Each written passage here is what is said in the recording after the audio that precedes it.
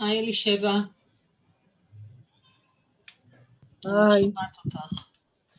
אהלן. היי. מה נשמע? בסדר, מה שלומך? בסדר. היה לי קשה להיכנס, לא יודעת למה. שנייה, כנראה שהווליום אצלי לא... שומעת אותי? מאוד חלש, דקה. תולה כביסה, יש לי דקה לתלות כביסה.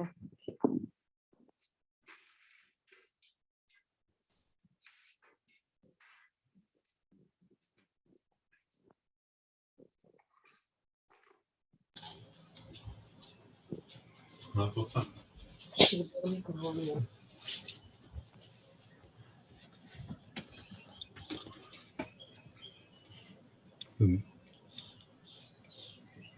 ככה? דברי רגע אלישבע. שומעים אותי? 1, 2, 1, 2. עכשיו, כן, זה היה בעיה אצלי. שומעים מעולה. שומעים מעולה. כל הכבוד. תודה. זהו. אני אומרת שהיה לי קשה להיכנס, לקח זמן, אני לא יודעת מה קרה בזום, רק שהוא פתח לי את האפשרות לשים את הסיסמה. אז אולי גם לאחרים, כי אני רואה שלא נכנסו עדיין. כן, אני בדיוק אמרתי, זה לא יכול להיות, 8 ואף אחד לא נכנס. כן, הייתה בעיה, לי הייתה בעיה. לי לא הייתה שום בעיה, בנות. וגם אנילה עוד לא נכנסה. כן. סגרת הדלת. לא?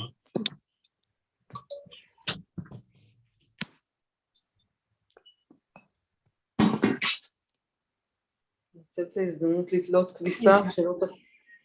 היי אנילה.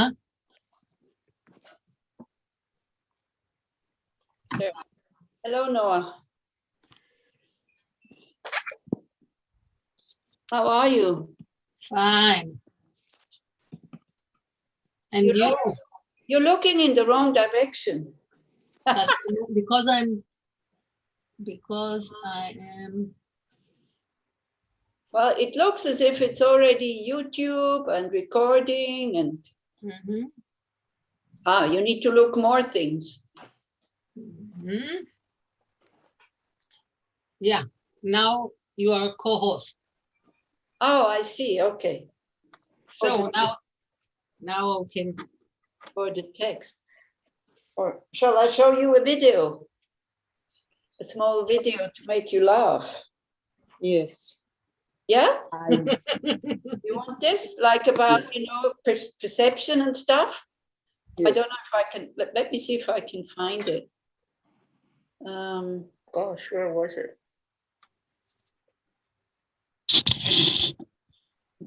It's about the group that is dancing, and it's really funny.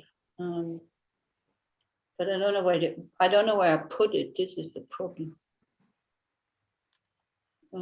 Hi, Nachum. Hi. Sorry for coming late, just came back. You're not late, you're fine. One of the earliest. I also just came, so there's no problem. Oh, I don't know where it is. So. Anyway, maybe for next time, I'll try to find it.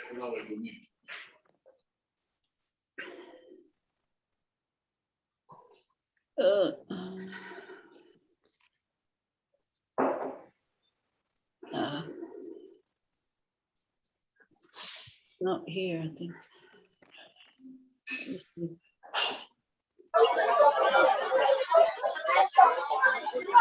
That's not it.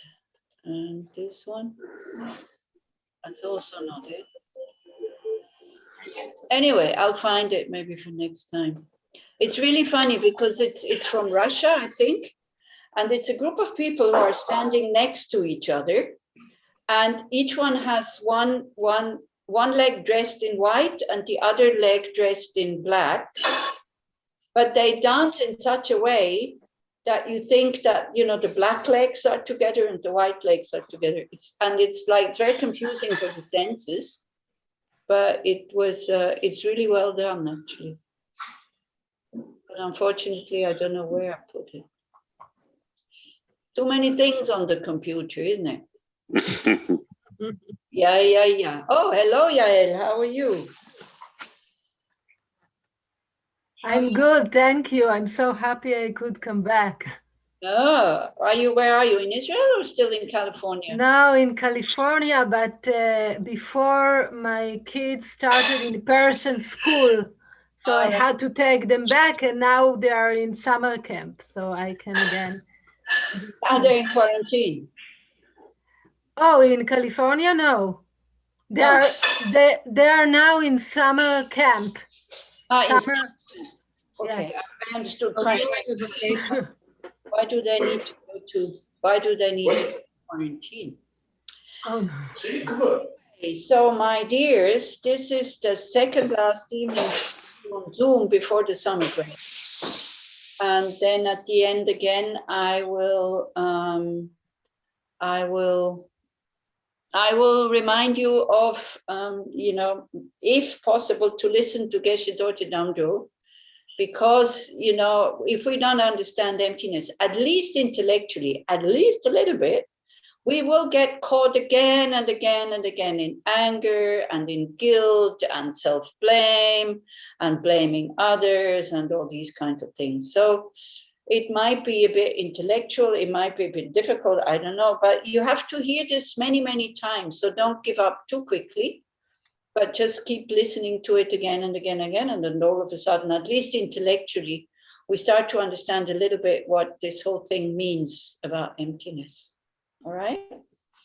Okay, so as always, we start with a short meditation. Just before it, can I say Oh, something? sorry, Noah, yeah. So please open everybody your camera if you can. And we thank you, Angela, for teaching us for the last more than a year. For me, I'm waiting every week for your Wednesdays evening, and I'm sure that the others too, already missing it. And remember all that it's given by Dana, and we hope that you will all give as much as you can. That's the only way that Dharma friends can live. Can continue. That's good. Okay. Oh, by the way, I booked my flight for the 17th of August, but I don't know, to Israel, but your country needs to open. We just heard in Switzerland today that now the Israelis are afraid of the Delta kind of thing, that some people who are vaccinated got sick or whatever. So, but anyway, we'll see. But the flight is booked, so we'll see how it goes. Yeah, good. So we start with the reflections, meditation a little bit. So don't forget, we're trying to make the mind stable and clear. For that is very conducive to sit in a certain way. If you can, please do make the effort. Because I always remember Geshe Sona mentioned at the library, he was leading a meditation, he was looking at us, and then he was kind of stopping the meditation. Come on, you guys, if you can't even make an effort to get your body right, how are you going to get your mind right?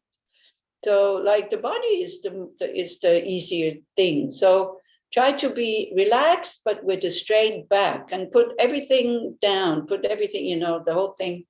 Even if you're very tired, the meditation is not that long.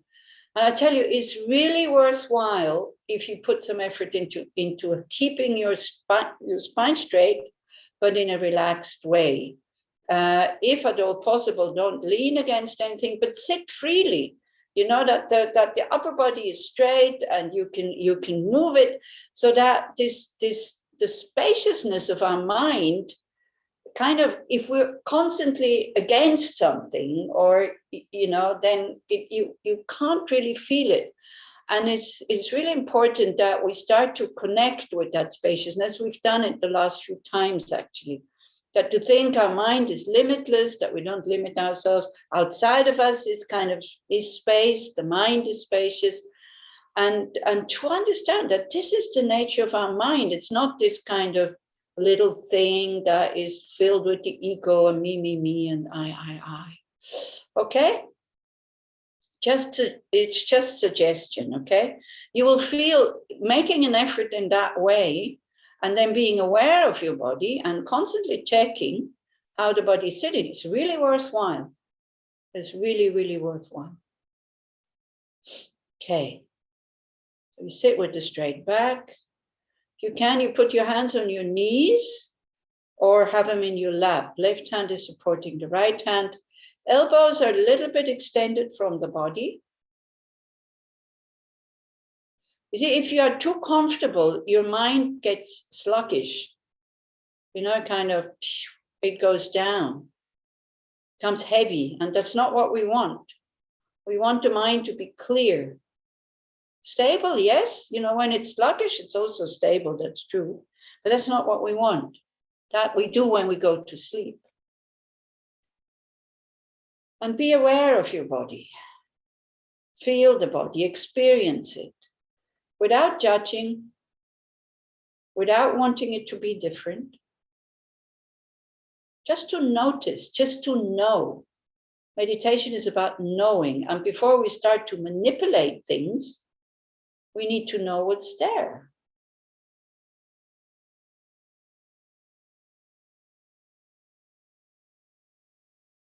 So you can do either full body scan, or you can just think, you know, like about this spaciousness.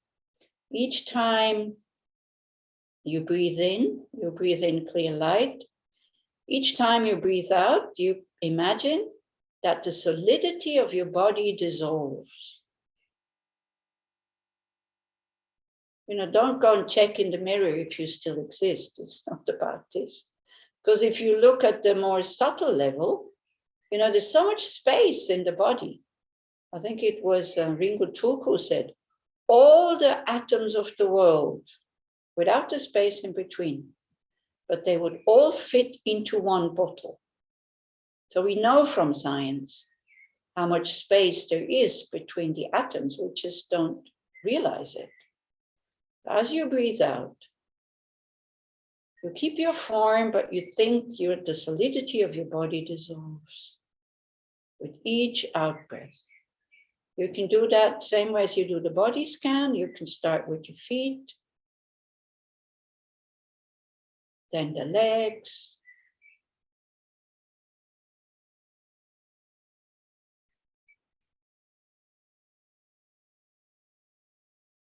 then your buttocks, your genitals, your abdomen, the lower back, that area.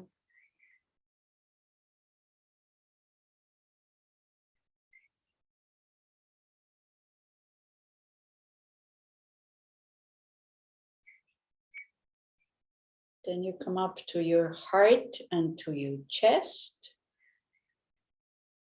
Especially there, you know, pull your shoulders back a bit. Don't kind of think you have to protect yourself.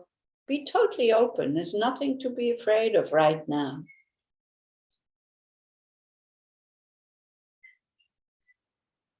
Give your body the space that it wants to enjoy, that it wants to have, so it can be comfortable. Free, open, spacious. Then you do your shoulders and down your arms to your hands.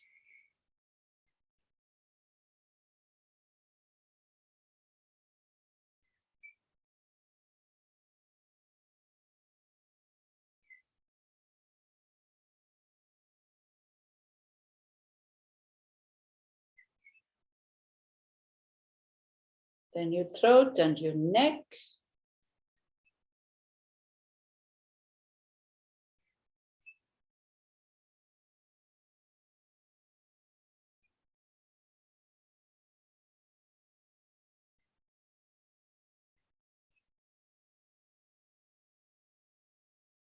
And then your head.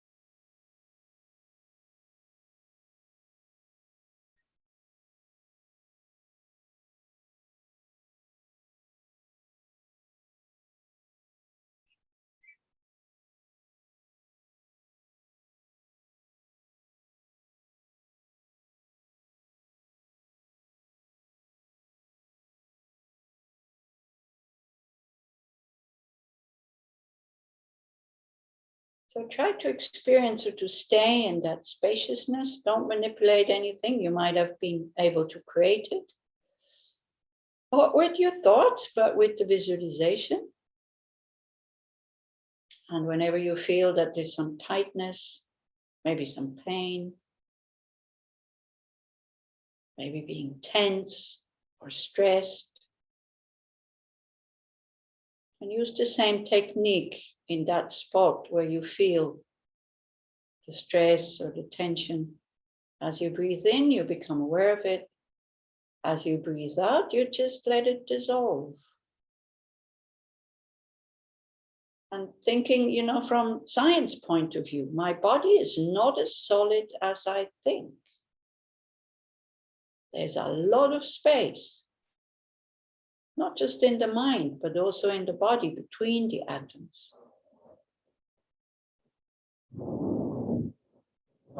If you can hear something, we have a thunderstorm coming up.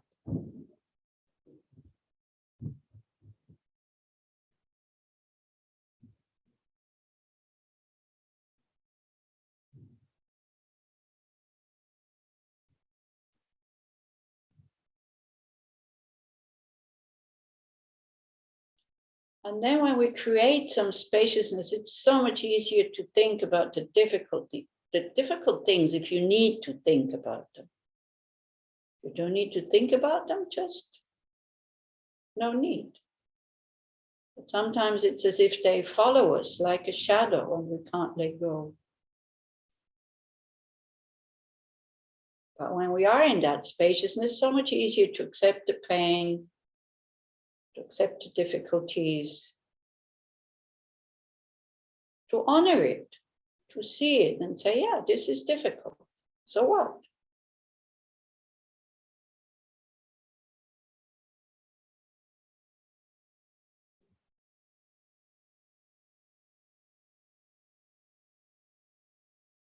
Difficulties come and go, part of our life.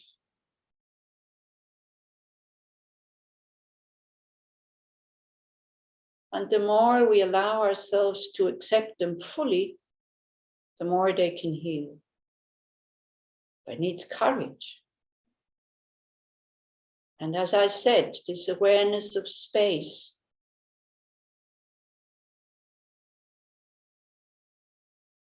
Otherwise, the pain takes over.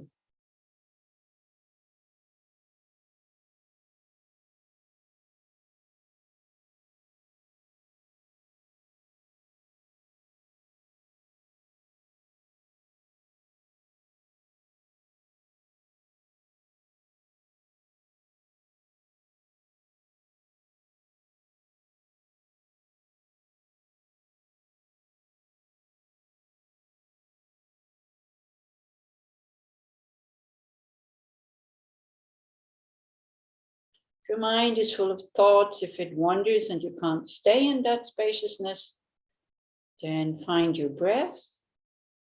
Wherever you feel it the most, either at the tip of your nose, at your nostrils, where you feel a little tension when you breathe in, or more, less small or less subtle, the rising and falling of your abdomen. Choose a spot where you feel comfortable to stay there and where it's easy for you to stay there. And allow the breath to become interesting, because without it, we will die.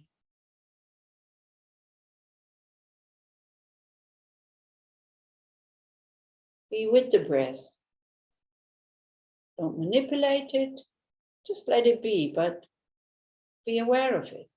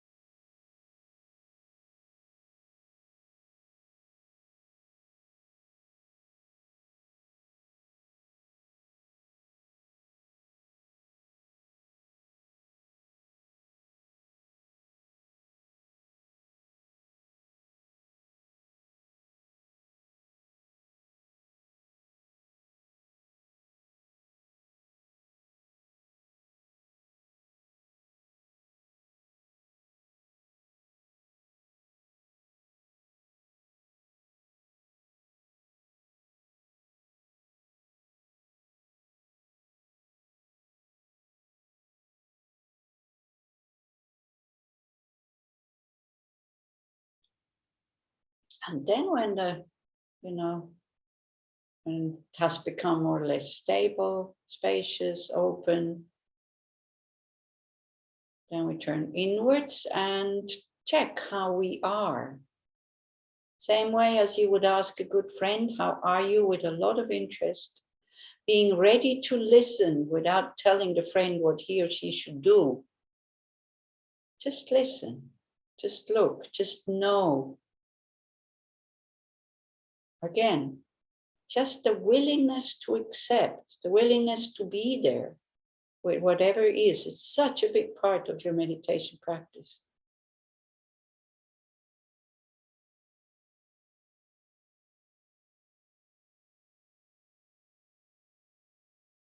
Maybe if your mind state is not in such a great state, again, immediately see how we judge it. Ooh, I should not be here.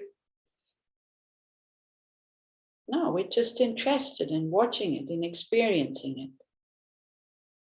Anything can be there. We can work with everything. We can get to know wisdom with whatever is there. You don't have to have a totally kind of pleasant mind state in order to understand that the awareness of knowing the state of your mind and your mind state are not exactly the same.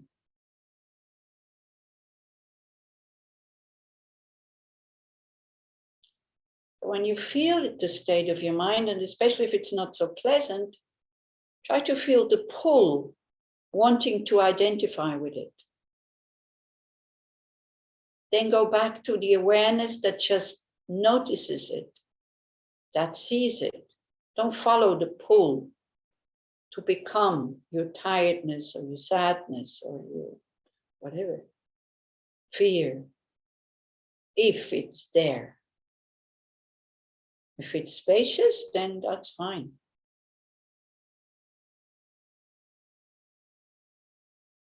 And then maybe try to understand, because that's already a big step towards reality.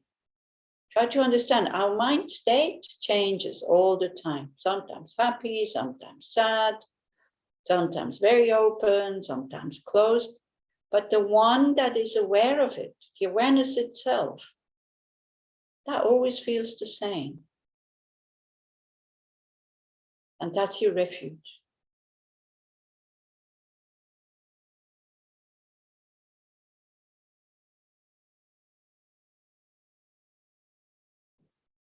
By staying in that awareness, notice your mind state.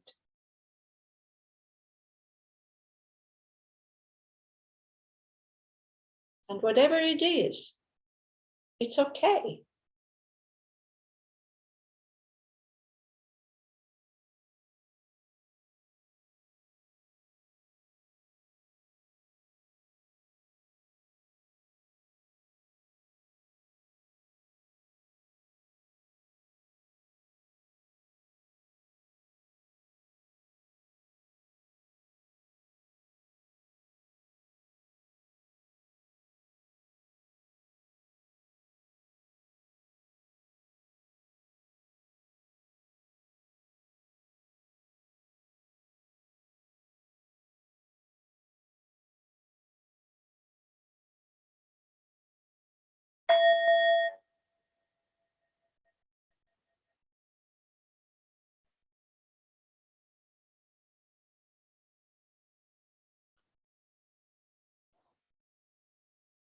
Okay. Do you want to put in the chat how you feel?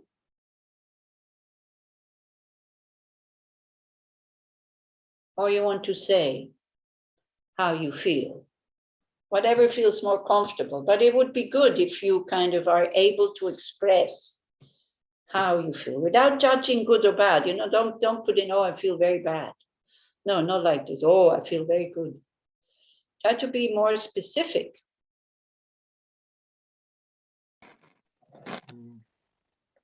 Hi. Yes, Vicky? Yeah. It's great to be here. And like Noah said, first thing, I'm a little bit sad that it's going to end this weekly meeting. I'm really happy with it. It's been amazing. I'm really tired. I woke up very early this morning. I don't know why. And then I couldn't go back to sleep. But because I was very tired, somehow the meditation was very focused. Not very clear. I don't think it was very clear, but it was very focused. Yeah. So I don't know if it was good, maybe, but I didn't fall asleep. Well, we're not looking for good or bad, no. Yeah. We're just looking what's there. Yeah, but it was nice for the mind to be in the state. So this was nice because it was a very hectic day, and Yeah. there was something relaxing in this meditation, Exactly. but not drowsy. Yeah, okay. Yeah, sometimes when the mind is, when it was a very full day and you're tired, the mind can become quite stable because it's too tired to go somewhere else. Maybe. Yeah, so that's quite a nice state. And it's too tired to criticize, which is also very nice. I usually have this mind state after Tara night. We were going to do Tara night now this coming Saturday. So I really love it because it's exactly that state of mind. You're just open, you're happy because you did something really good. With others, you know, it's always very joyful to do Tara night. It's tiring, it's difficult, it's not easy. But then, you know, when it's finished, then it's like, yeah, it's a bit like this as you just described. Okay, there's something in the chat. Let me check. So can I talk, Annele? Yeah, wait, I just read what Vidal is saying. Now I think I'm stupid for not doing some meditation hours ago. Instead of being restless, I could be centered and quiet. Yeah, it's okay, you know. It's our choice how we want to spend that time. So if you are centered and quiet, maybe now, then that's fine. If not, then you're restless. This is what I said, which is, you see, as long as we reject these states that we call difficult or negative or whatever, they cannot heal, they cannot change. This is it. If we always do something and do so, oh, why didn't I do this? It's like to generate some contentment and some gratitude or whatever you want to call it. That gives you a lot of space. And it was all about just, you know, no matter what it is, try to create space.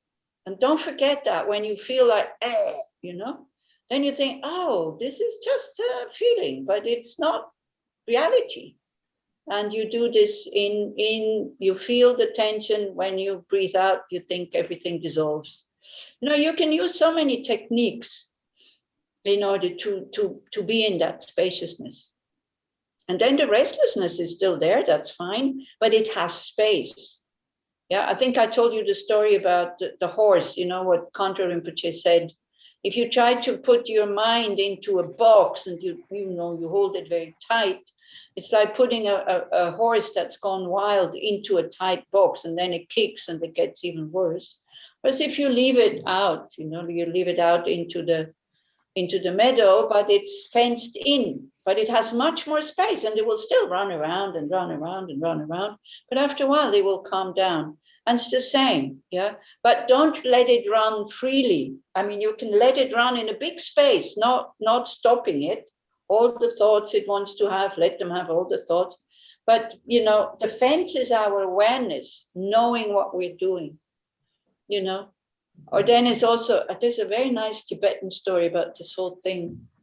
I think there's a farmer sitting on a horse, and some other one is working in the field, and you know, so the horse is running, and then the farmer in the field, he thinks that something happened, so he ran to the edge of the field in order to catch the rider, to ask, hey, what happened? Where are you going?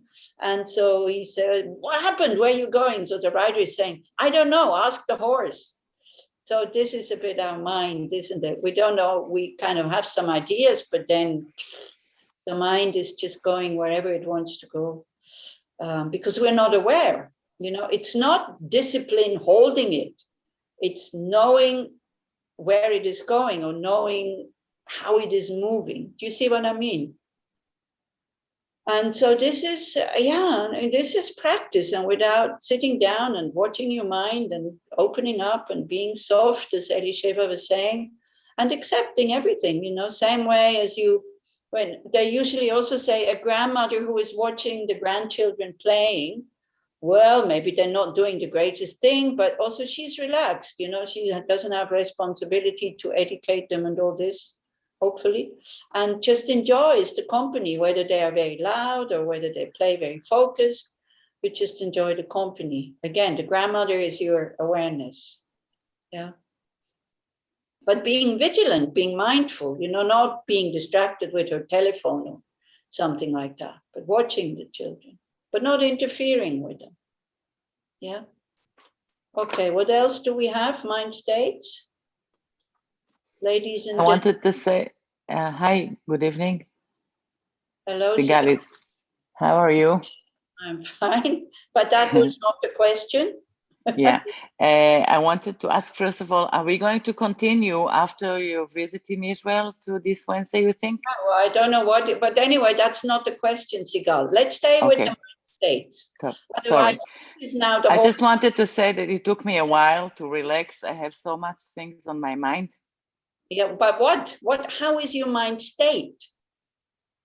I didn't tell you that you have to relax. I said you check your mind state. It was like a volcano. Okay, that's fine. It's like a volcano. And then I noticed that all my body is stressed and all my forehead and everything. So after the breathing, it kind of relaxed. This is why this is why we do the body scan. So that at least the body is relaxed. But if we don't pay any attention, then again, it's like it's very difficult for the mind to calm down. But again, it's not about it has to calm down. That's not the point. The point is to know what it is doing. This is what many people totally misunderstand about meditation. Meditation is about knowing what's going on in the mind and then accepting and watching. And then, the mind can bring by itself, when it doesn't come from the intellect, some appropriate response to it. Yeah, but the thing is that I couldn't even listen to your words because I was so busy of listening my thinkings. Okay, never mind. So you know that you couldn't listen to my words. It's good enough. It's fine. Be happy with this. It's okay. Instead of getting upset, then you make yourself even more tight. Okay? Okay. Yeah. Anybody else? Yeah. Noah? Yael wanted to talk. In the beginning, after the body scan, I felt very, like Elisheva said, very soft, very calm. And then suddenly I became aware to all the tension that I felt in the body. So before I didn't know it is there. And then during the meditation, I saw it. That's what it's all about, is to know. Many things we don't know because mind is constantly outside trying to figure things out. Yeah. And actually when you do this for quite a while and you look, consciously for the tensions, the moment you see the tension, it opens up, isn't it? But we need to see it. This is why we need to know. And don't be so hard on yourself, always wanting to be perfect. And, that's not good. Be compassionate. Thank you, Noah. Yael, did you want to say something? Yes. I noticed after a while in a very subtle level that I have some fear. I was surprised because I didn't notice. So that was a good experience to see. Nice. Yeah, because you see, these things are there anyway, whether we notice them or not. But if we notice them, it's like, again, knowing, strangely enough, even if it's very unpleasant, what we get to know gives us much more peace and security than kind of suppressing it. Or not know, you know, it's still there, but not wanting to know, or not just not knowing. Yeah. Knowing gives us a lot of courage and a lot of stability, actually. Yeah. Okay. Anybody else, or shall we go into the text? Noah, you look dead tired. Noah Dvir. How are you? Netta, you meant? Oh, not, yeah, exactly, gosh. Sorry. Netta, I meant. Good Yes. thing you said Dvir, isn't it? Yes, the feminine name. Oh, yeah, I'm sorry. Look, No, it's okay. She disappeared. Yeah. I'm trying to do the transformation from the hectic to the, and I have a headache, and all the corona thing is now, my daughter is in a quarantine and everything is very, so this is like breathing, it's like oxygen, these meetings and stopping and so meeting. I won't bother you again. I'll just let you breathe. No, you're not bothering. Okay. Never. Well, sorry for calling you Noah. I don't know why. No, it's okay. Many people confused the two names. I'm also tired. I had for 1.5 hours, I had to go to the House of Religion and a workshop with maybe teenagers who definitely didn't want to be there. Now, when they don't want to be there and they're very unruly, I actually prefer, because somehow I can catch their attention, but they were so not cooperative, like, you know, just zombies, you know, 12 zombies in the space in front of me for 1.5 hours. And I started talking about their emotions and this and that. But I also understand they don't want to be there. And it's, you know, Buddhism is very personal, because that's what you're talking about, your experiences, your own emotions. So teenagers, they don't want to talk about it in front of everybody else. But I didn't want to talk about Buddhist theory and, you know, 2,500 years ago, there was a prince and all this and that. So it's trying to catch them was very, very tiring, actually, for 1.5 hours. And so, you know, I can come out of this now because there's absolutely no reaction. I can come out of this and think, well, that was for nothing. But I can also come out of this and say, you know, what I just said, they don't want to open up in front of their peers, but maybe they heard something. Maybe they found, like, you know, tools that they're not under the control of their emotions, their negative emotions or very strong emotions anymore. Who knows? You know, it was definitely not for nothing. But of course, you know, we prefer when they collaborate and they cooperate and we discuss and this and that. So it's like looking at blank faces 1.5 hours, you know, it's very difficult. So, and to keep going kind of enthusiastically. So this is why I'm also tired. Also, I have a lot to do at the moment. This is also why I asked to make a break. So if you are feeling sad, try to feel happy for me, because I have a lot of handover to do, you know, and instruct people what to do. I have 2 retreats coming up that one of them I'm helping, the other one I'm leading. And so this is why. And also, I really want to encourage you to listen to Geshe Dorje Dandril, because it, you know, it might give you some clues, again, some very good tools how to deal with this so-called autonomous ego. Yeah, so if we have Wednesday plus Friday plus Saturday, it's far too much.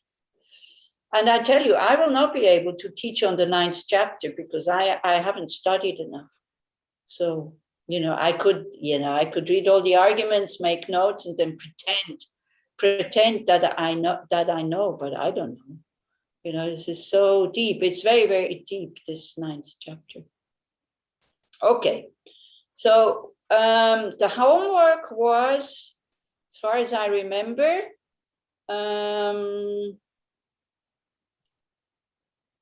we had verse 119, I think. Furthermore, the way is, what way is there to repay the Buddhas who grant immeasurable benefit, and who befriend the world without pretension other than by pleasing sentient beings. So we were not so much going into pleasing them, but it was about appreciating them. Again, you have to make, these things do not come just spontaneously. In order for them to have for you to have appreciation for others, you need thoughts why you should appreciate them. And these thoughts can be, for example, that, what here Shantideva is saying, because we want to please the teachers and the Buddhas, because, of course, it's our own agenda. We want them to like us. And then we think that, if I'm a very good student, my teacher will like me, he will see me, he will pay attention to me, he will praise me. I tell you, it's exactly the opposite. It's like a good doctor. A good doctor pays attention to the patient who is not well, not to somebody who is doing really well. What's the point? Yeah. So if your teacher is paying a lot of attention to you, that is not necessarily a good sign. That could be that you need a lot of support and a lot of help. And if he doesn't pay any attention to you, they usually say, this is a good sign. It's not that he doesn't like you because you're a bad student or you're not following instructions and all this. It's because, he or she thinks that you don't need attention. So that's that. But we want to please the teachers and the Buddhas, especially, isn't it? So the best way to please them is when we appreciate all other sentient beings around us. And so, again, I know that there's people who are really difficult. I know there's actually people who are quite violent and who don't care about the feelings of other people. I know that these beings exist. But still, we could at least see the benefit of appreciating them, or make a little bit of an effort, and not from the beginning say, these ones yes and these ones no, because otherwise, we will never attain enlightenment. Because in order to attain enlightenment, you need to have generated spontaneous bodhicitta. You exclude one in wanting him or her to be happy, it's not bodhicitta. So the best way to please the Buddhas is when we appreciate sentient beings.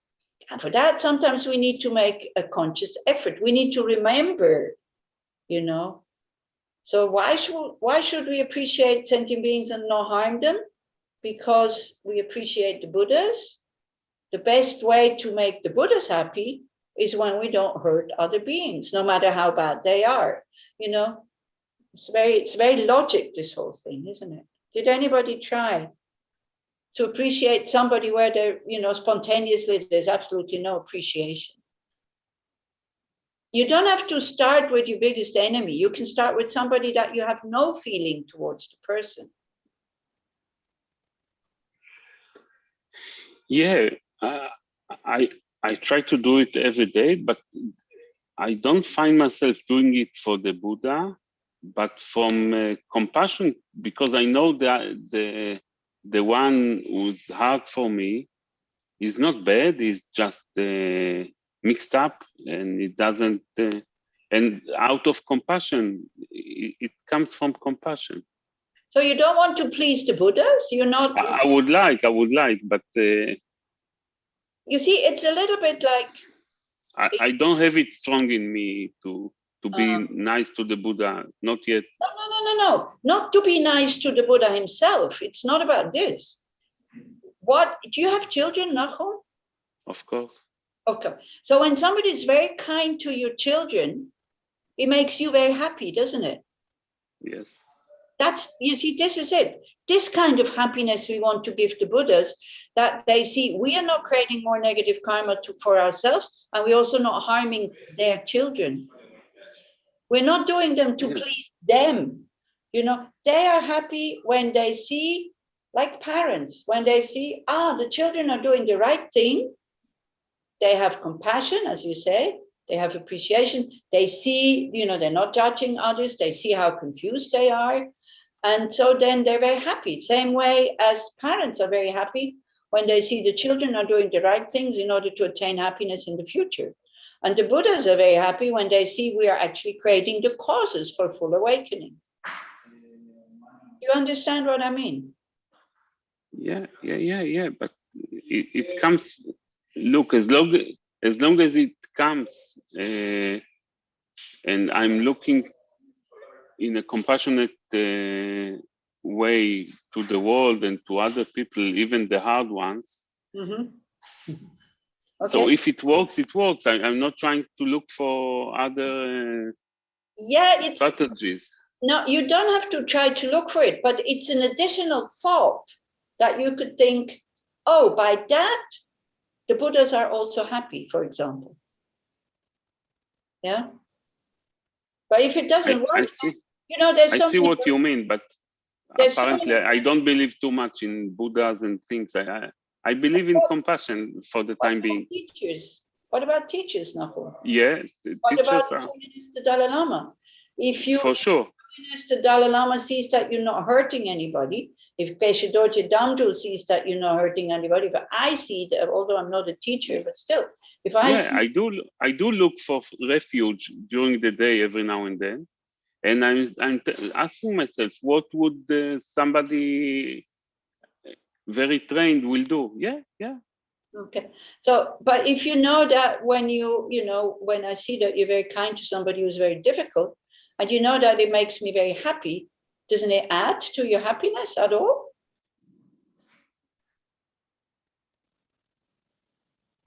Can be very subtle. It doesn't have to be like, wow, she's happy about me. You see, it's not about, there's no agenda wanting to make the teacher or the Buddha happy so that I like you. This is absent. It's not there. Usually when we want somebody to like us and we're kind, we have an agenda. Yeah. But anyway, if you say that this argument's not working for you, then just leave it. There's so many verses that we can use. Whatever works, we use. Whatever we think, oh no, this is not working. That's why he gives us all this. It's like a toolbox, We don't need all the tools all the time. We just need the appropriate one that seems to work. Okay, anybody else on this appreciation thing? Yeah, Sigal?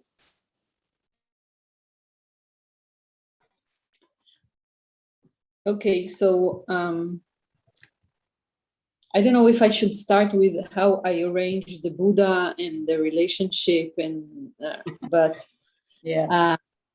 Okay, so I sit in front of my boss, and I can see how she's going to give me this lecture.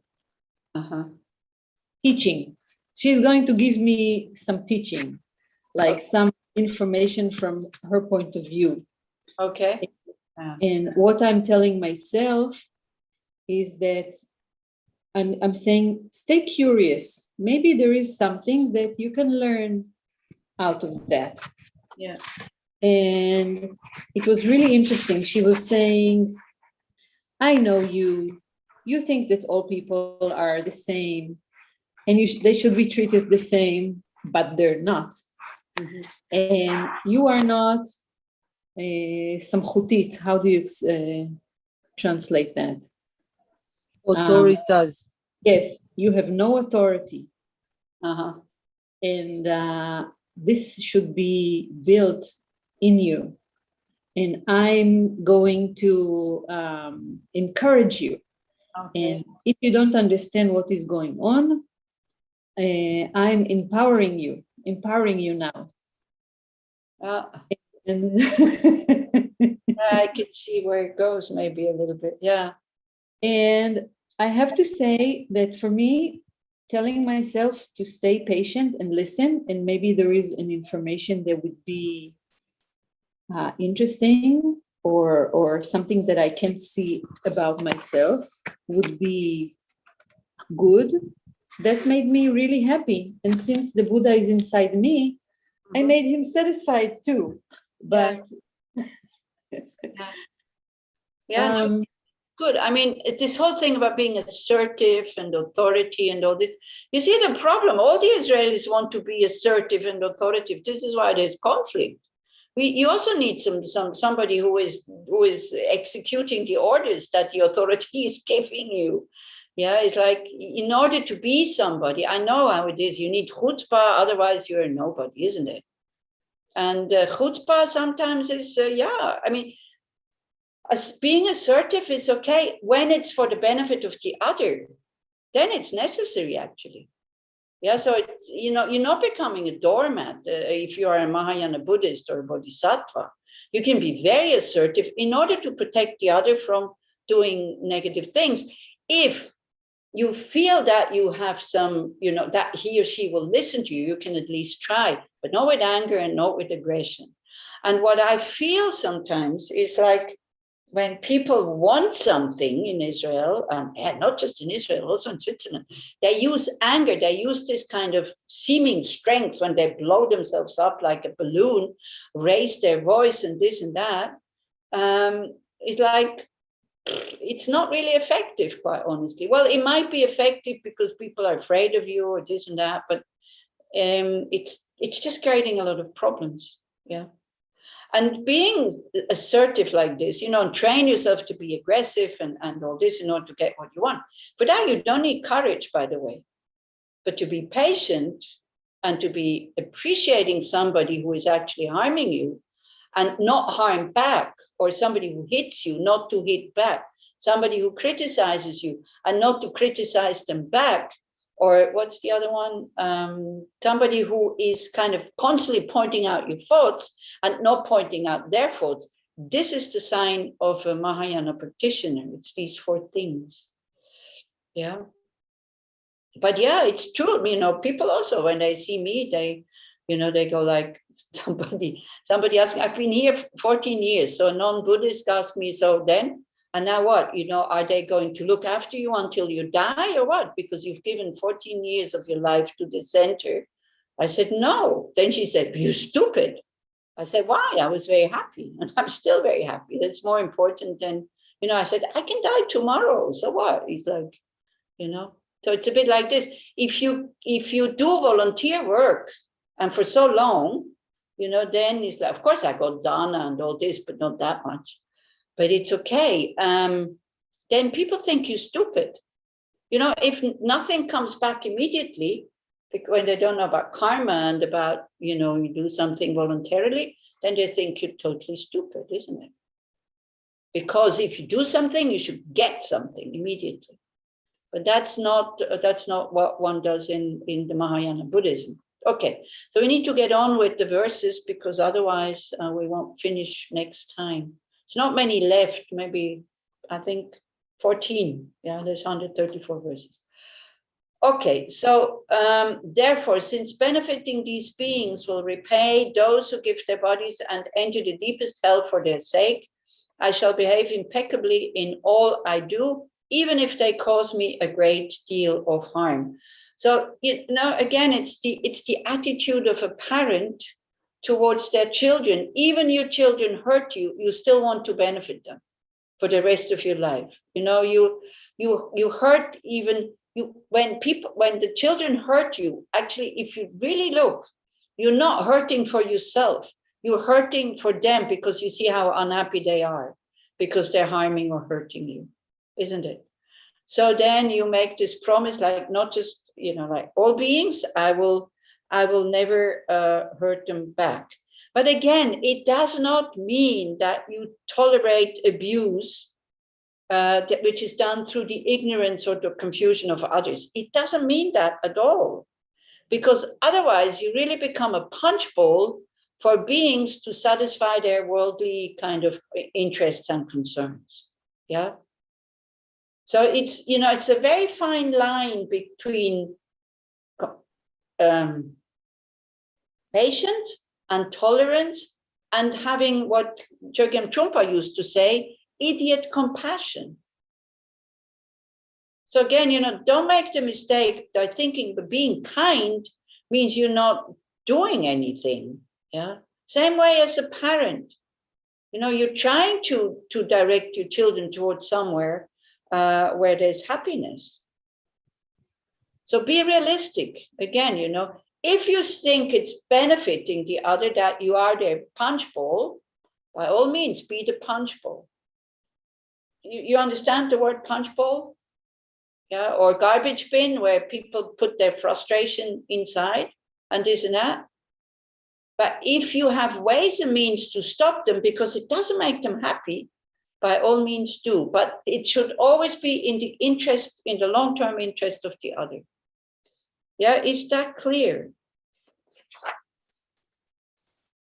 And why do we do this? Because they say, you know, our teachers also, they do so much for other sentient beings without thinking about their benefit. So why shouldn't we do it as well? Because we want to become Buddhas. Again, you know, this is the text is in order to attain full enlightenment. Now, if you say, well, I don't know if there's enlightenment, I don't know if I want that, that's fine. That's absolutely fine. But never forget, the text can be sometimes quite harsh and quite difficult. But why? Because Shantideva wants to attain full awakening. And he gives us the instructions to get there. And what is full awakening? Full awakening is the only mind who is totally normal. A mind who never, ever has the slightest thought about harming somebody, no matter what they do. A mind who wants to liberate other beings from their sufferings as quickly as possible. A mind who is very happy when other beings find the perfect happiness of not harming somebody else. Like the perfect happiness doesn't come from the unhappiness of somebody else. This is what the Buddhas want. Yeah. So never forget that. This is the attitude of a fully awakened being. And that is a mind that is normal. Harming others is not normal. Harming others comes through confusion, self-concern, unhappiness, suffering. Okay? It's okay. If you want to say something, then just say. Otherwise, I'll just continue. I wanted to share something. Okay? Go ahead. Elisheva, yeah. Yeah, you know, my son is in the army. And when he comes home, usually he doesn't speak a lot. Mm-hmm. He's tired, he goes with friends, and I'm working on it, but I have stress when he's in a danger place. So I have stress for almost 4 years. I really feel tired with it. Yeah, right. In my body, in my mind. Yeah. And I'm asking him, when you go, please, after 3 days, give me a small call or send me a WhatsApp. Everything is okay. Just, I need it. Yeah. He doesn't do it. Yes. And the last weekend, he said something not nice and I felt not good.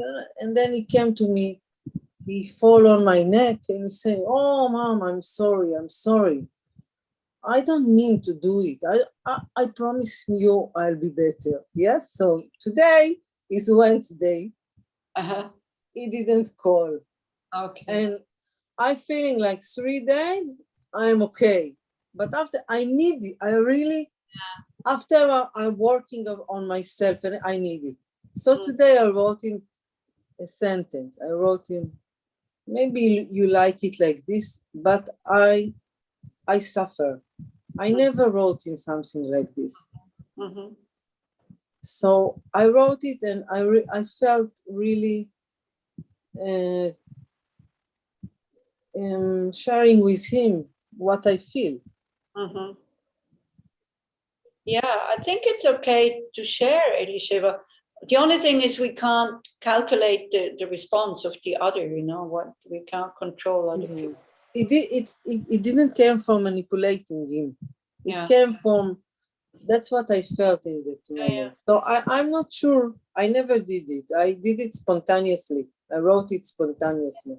Yeah, it's good. And then, you know, follow your heart or your belly or whatever and then see what happens. As long as we don't have big expectations, then that's fine. But No, I it's thought better. maybe it makes him feel not good with himself, and Yeah, I didn't want him to feel it. Yeah, we don't know. So just see his response, and then you can tell us next week what how he kind of responded to that. Okay, so when for their sake, those who are my Lord, so this the teachers and the Buddhas, have no regard even for their own bodies, then why am I so full of self-importance? Why do I not act like a servant towards them? So it's not a servant towards the Buddhas, but it's a servant towards the sentient beings. Because as we learned maybe 1 or 2 weeks ago, it's thanks to other sentient beings that we can attain full awakening. Because your son makes you practice patience. The one who is harming us makes us practice patience. Yeah, like these kind of things. Somebody who needs something makes us practice generosity. All beings actually help us to practice ethical conduct. Because if there's no other beings, how can we practice ethical conduct? Yeah, so at least for the first 3 perfections that we need to practice, we need other sentient beings. Yeah, and we want to attain enlightenment. Enlightenment is a state which is free of all sufferings, where you have spontaneously, uninterruptedly, and effortlessly, always knowing what to do, how to help others. Wouldn't that be wonderful? Either to leave them alone or to help, being able to manifest in different bodies and all these kind of wonderful things. Why would we not want that? I mean, I want it, definitely.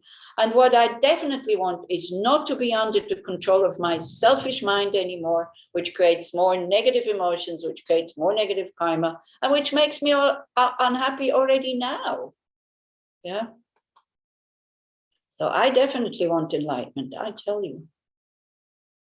Okay. So because of their happiness, the conquerors are delighted, but if they are harmed, they are displeased. Like parents, yeah? Hence, by pleasing them, I shall delight the conquerors, and by harming them, I shall hurt the conquerors. So this is a bit like, again, this is for Buddhists. So, oh wait, I forgot my point. Because their happiness are delighted, but if they're harmed, they are displeased. Yeah, it's like a parent, If I am very kind to you, Nahum, yeah, and I bring you presents, I praise you and say how wonderful you are, but at the same time I'm hurting or harming your children, you're not happy with the presents that I give you. So here one talks about, because if you see behind me here and here, there's altars. Where is it? Oh, here. Altars with offerings. At the moment, this table is empty because the puja is tomorrow. Somebody else comes to prepare it. So we make offerings to the Buddhas, or when we eat a meal, we offer it first to the Buddhas and so on. But if we keep harming others, and we think, oh, I'm creating so much positive energy, I'm such a good Dharma practitioner, I think about the Buddhas all the time, I make offerings to the Buddhas all the time, I make prostrations to the Buddhas all the time. But at the same time, we have disregard to others' happiness and actually harm them. All your offerings to the Buddhas are for nothing.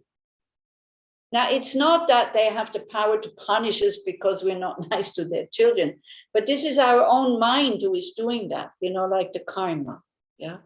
And we know that, our consciousness knows that. If I bring Swiss chocolate to Nahum, and at the same time I'm really nasty to his children, he will not be happy about the Swiss chocolate, and then I will not be happy because I know that he will not be happy. Do you understand what I'm saying here? Yeah, it's very Buddhist to think like this, because again, you want enlightenment. And sometimes, as a Buddhist, you do make these offerings to the Buddhas all the time, which actually creates a lot of happiness, by the way. Having an altar and offering to the Buddhas, if it's just water every morning, I tell you, it's a really nice way to start the day. But because it opens up the mind, because you visualize that you're not just offering to one Buddha, you're offering to the Buddha fields, like all the Buddhas, and your mind becomes very open.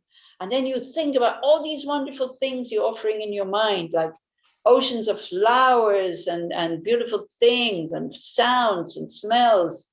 This is how you start the day as a Buddhist. wonderful, instead of like, oh, where's my coffee? Or whatever you drink in the morning, I don't know. It's such a skillful way to create happiness early morning. Okay. So just as the desirable sense objects will give my mind no pleasure if my body was ablaze with fire, likewise, when living creatures are in pain, there is no way for the compassionate ones to be pleased. I think I have a little bit of a different thing here. Just as when a man who is tortured in a fire remains unmoved by little favors done to him, there is no way to delight the great compassionate Buddhas, while we ourselves are causes of another pain. It goes kind of in the same direction, but it's also, I was thinking about this verse. Have you ever harmed somebody and then felt bad about it? Okay. Yeah, everybody. I think this, we can say, we do this. Then we have a bad conscience. I don't know how to make up for it, about this unkind word or no respect or this and that. So then we come with little things, we're trying to make up for it. Have you ever done that also? You're trying to amend. Yeah. So then again, here it says, well, if you have harmed somebody, it can also go in that direction. Of course, it doesn't please the Buddhas. It's the same as the verses before, just said in a very different way. So then also, the Buddhas will still be unhappy if you harm others, even if you give them small presents or you try to make up for it. But I'm not saying that you should not try to make up for it. But again, be realistic, the harm and what you're doing should be kind of a little bit equal. So sometimes, I know it needs a lot of courage, but sometimes when you feel that you have harmed somebody or hurt somebody, it's usually with words or with our behavior that we harm others, not so much with our body, isn't it? We're not going around hitting other people. If you have courage enough to say, look, I also hurt having harmed you, so I would like to make up for it. Tell me, what can I do for you? Have you ever tried this? That would be a good way, let the other one kind of decide your punishment. Because we need to, we need to have a punishment because there's some imbalance there somewhere. What would you do if somebody would come with such a suggestion? Somebody has hurt you? Okay, Elisheva, your son, he's not, every 3 days, he's not sending you an SMS or a WhatsApp or something. And he comes and says, Mom, I'm really sorry. Now I understand. It makes it difficult for you and I hurt you. And he comes and says, what can I do for you? How would you feel?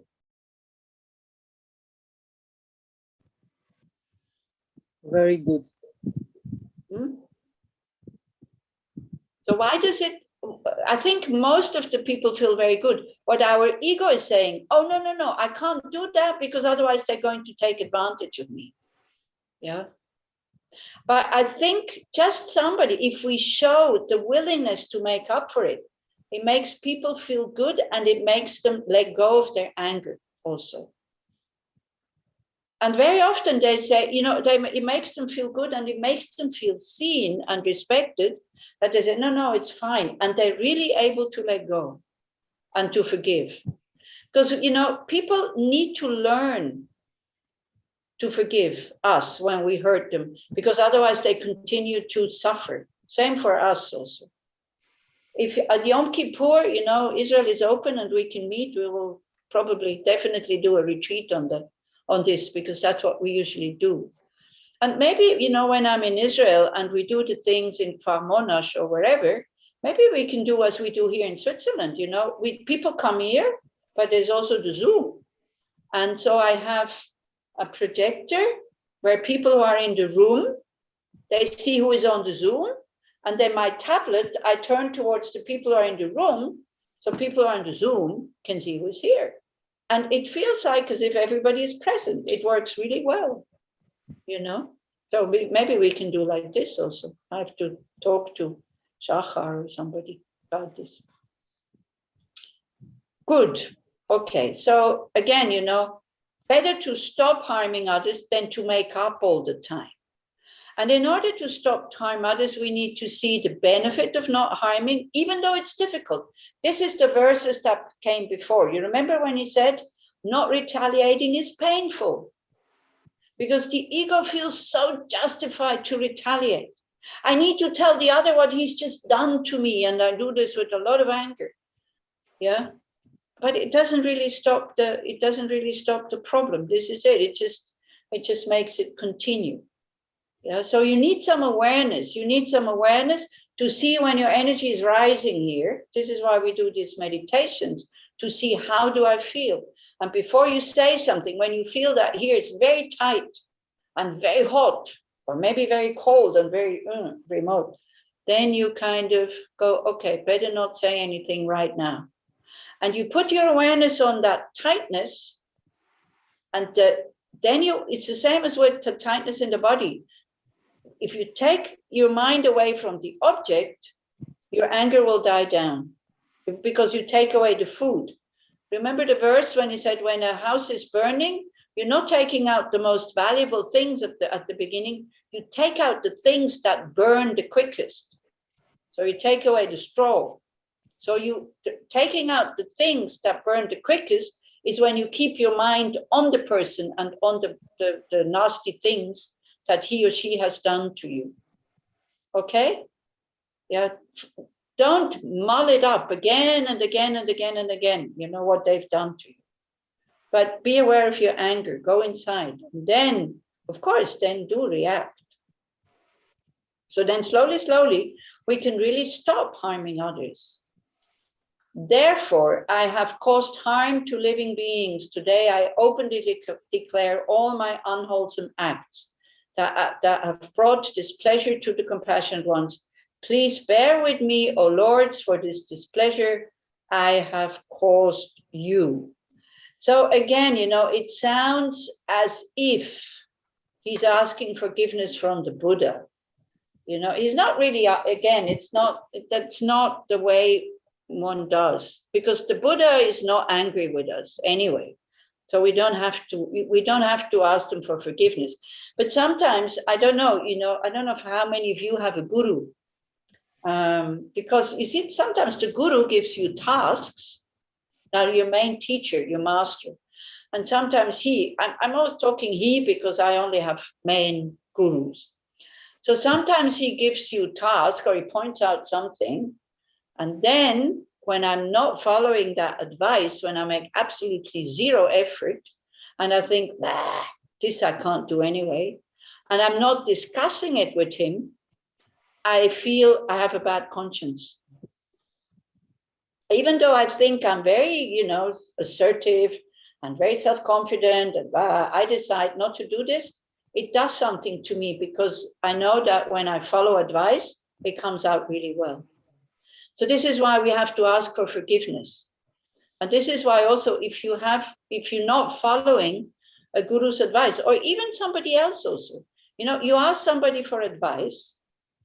When you come and ask, the guru is not telling you, you have to do this and this and this and this. You have to ask, okay?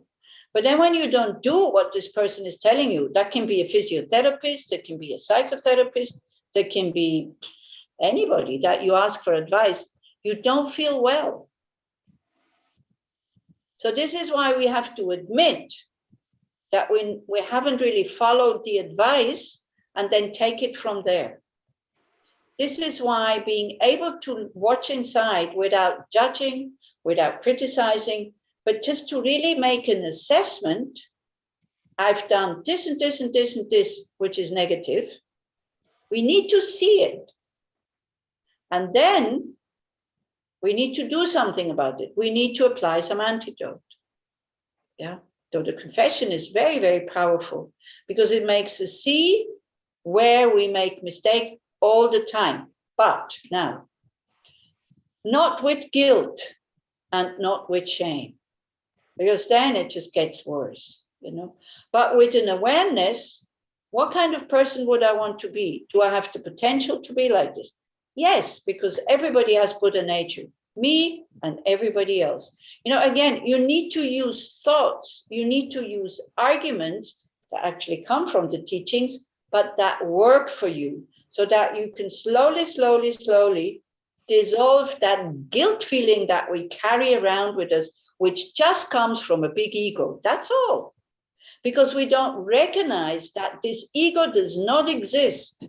And because we feel so guilty and we want to be a certain way, but we're not putting the effort into becoming a certain way, we just sit here and lament and feel guilty and feel ashamed, blah, blah, blah, and it just feeds that ego.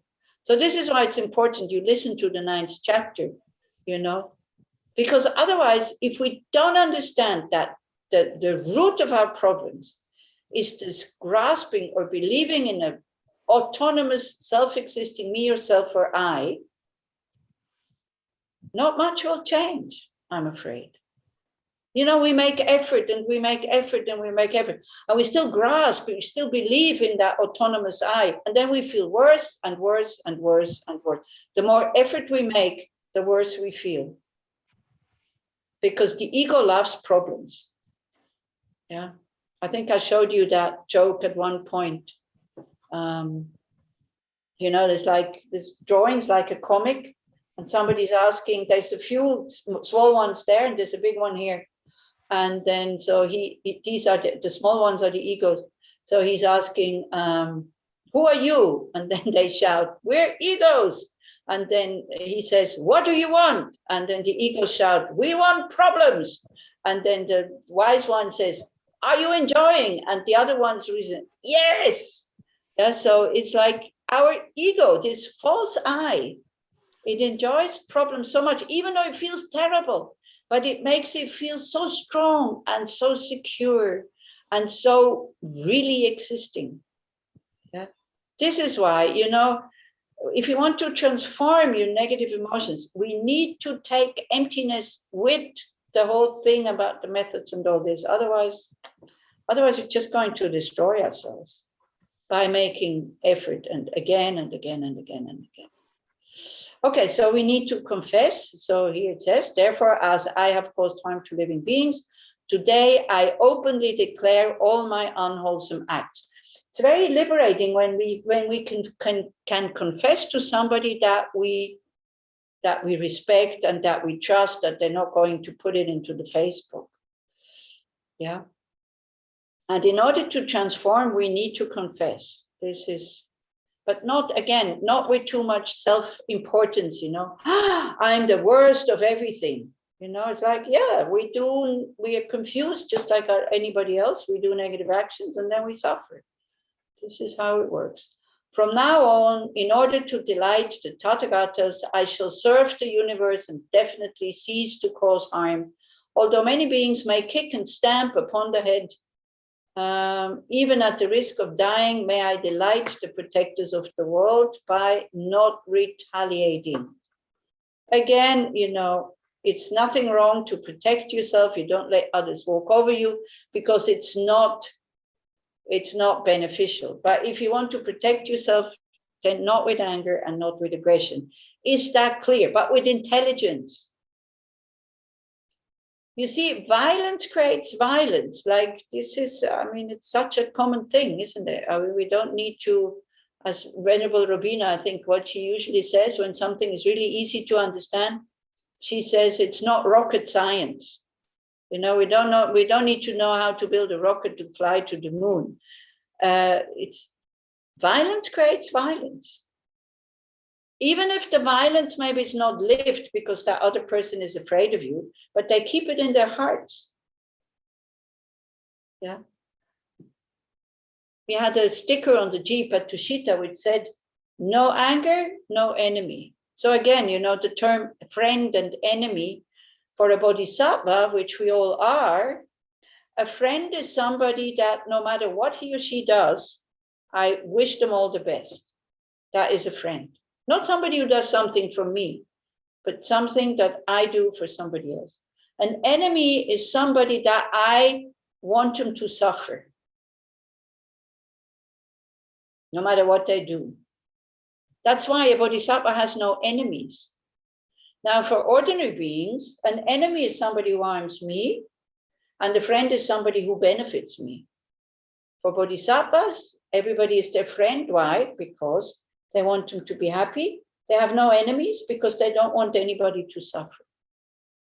Unless it is for their benefit long term. But this, the wisdom, I don't have the wisdom to let somebody suffer, to make somebody suffer and say, oh, it will be beneficial for their, long term. Maybe my ego is saying this at one point, oh, that like this, they will understand.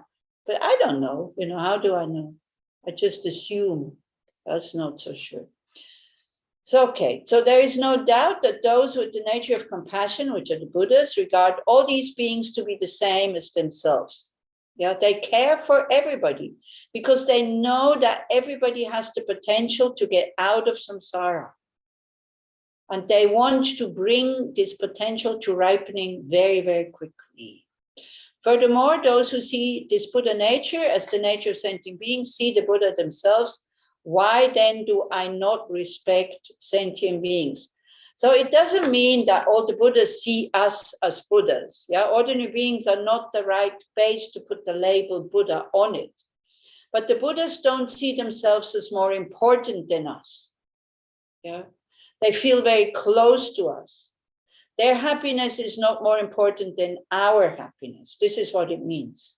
Yeah. Do you understand this one verse?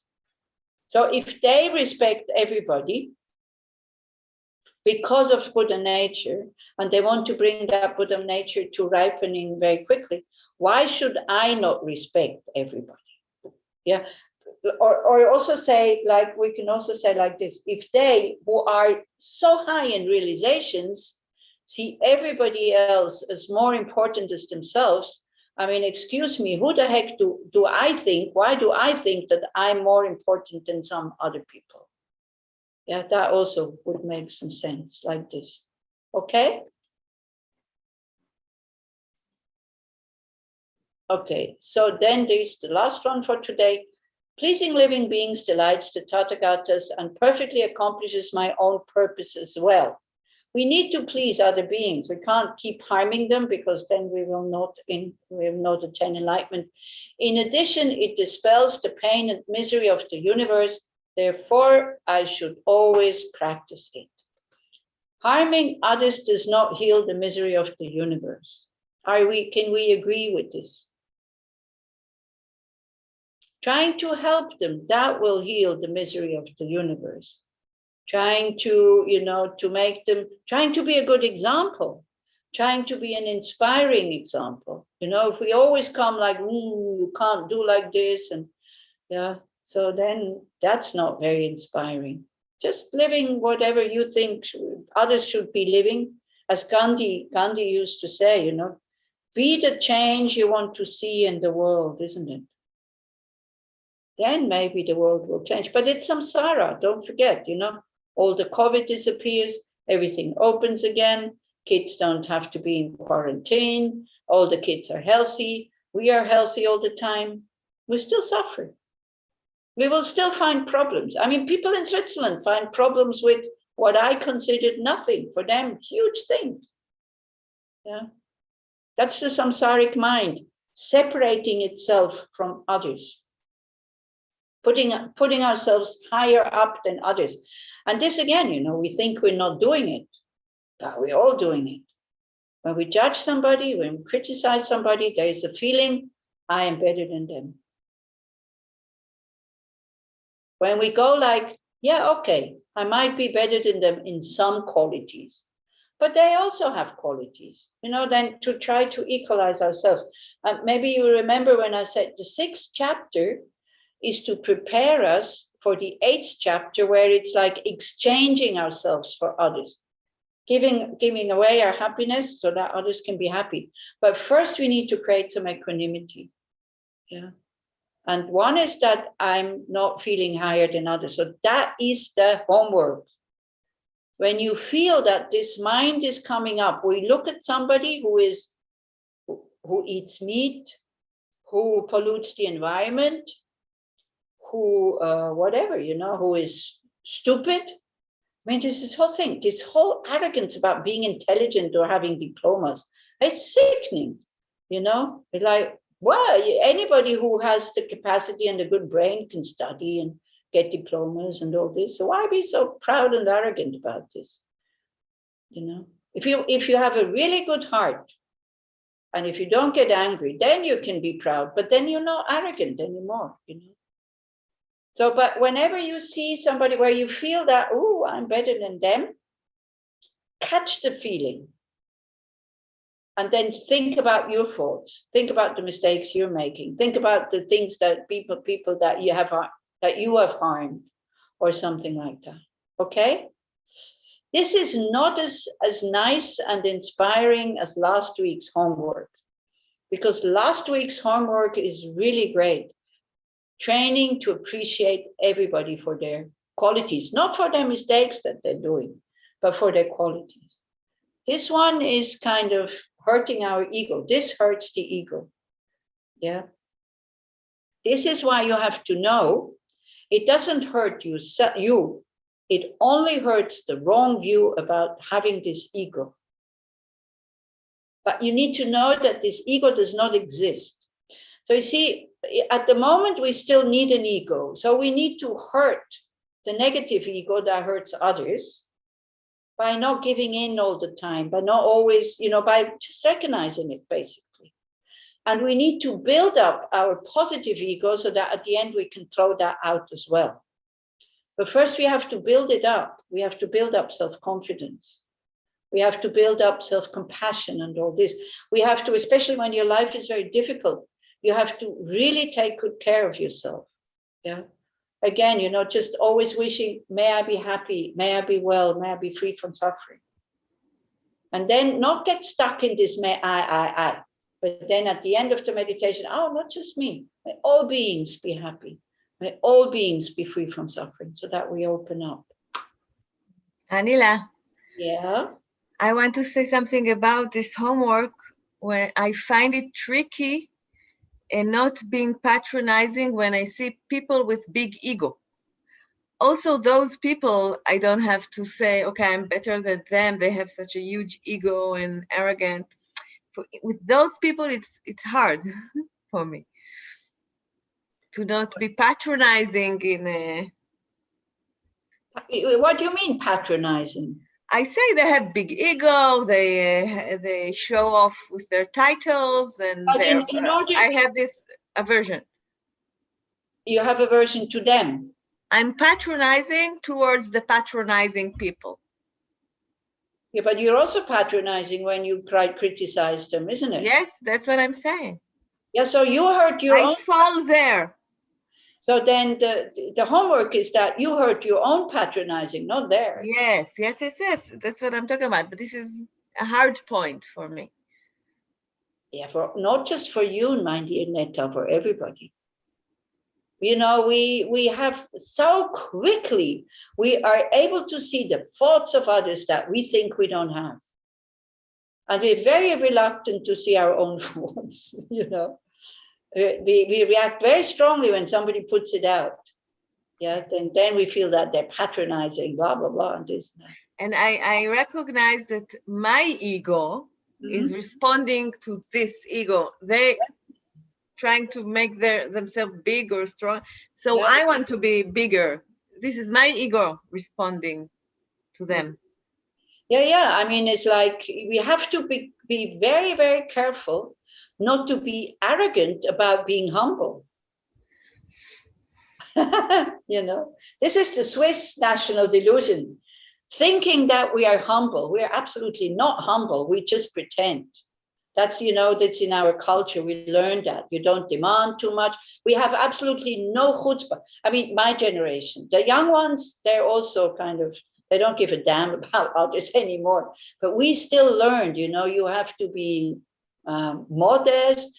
You have to not attract attention. When somebody says you have a nice sweater, you have to, or, you know, play it down. Oh, I bought it in the sales, or, you know, I bought it in the secondhand shop. Even if it's true, you know, you don't need to say. If somebody says you have a nice sweater, just say, thank you very much, and that's it. But this is what we learned, my generation. But then when somebody comes, you know, and because one does it also with an agenda, one does it in order to manipulate others also to be humble. But then when I am humble and they are not humble, then my humbleness is finished. Then my ego kind of bursts up. You see what I mean? And then I see, oh, I did this in order to, because I expect it from others as well. So as you say, Netta, you're right. It's very difficult. The mind is very tricky. It plays so many tricks. And this is, again, where awareness comes in and we can, you know, we can see what we're doing. And as it says in verse, can't remember, you know, when we confess, to say, wow, I'm doing the same thing as others. Yeah.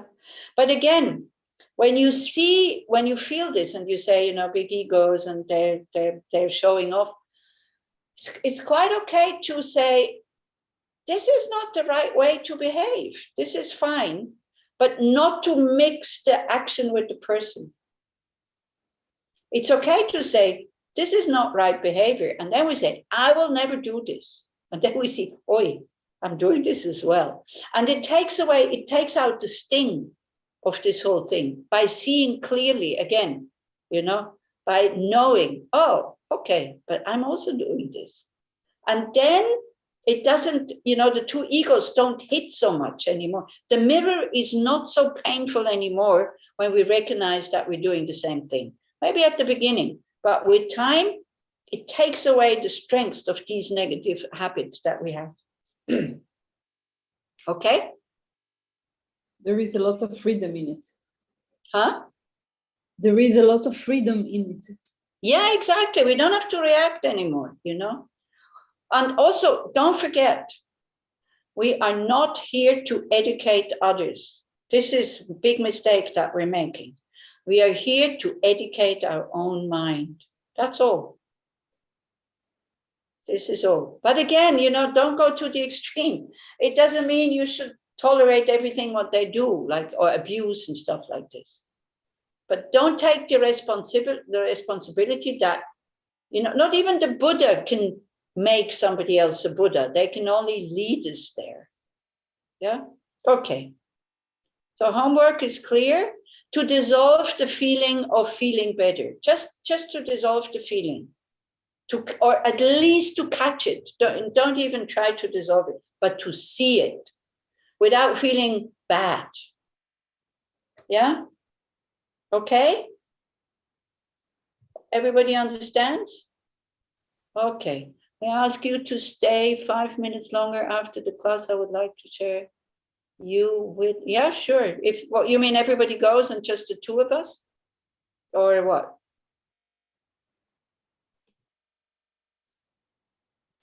If that's okay, yeah. For me, it's okay, but I don't know how it is for Noah, because can you turn off and still leave the connection? Probably not. I'm not sure.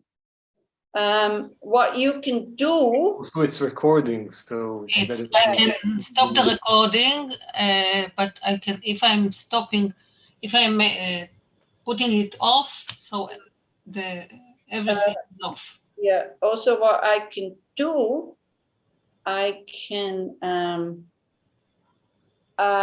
don't know. You can send me your email. And then I send you a link, and then we can meet again. Then we can meet after the meeting here. Okay? Do you have my email address? Because then. No, I'm sorry for stopping everyone. No, I don't. But I can.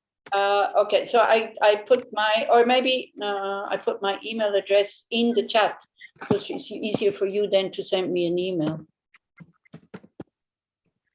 Because you can do it right away. Okay, whereas I will find Gmail.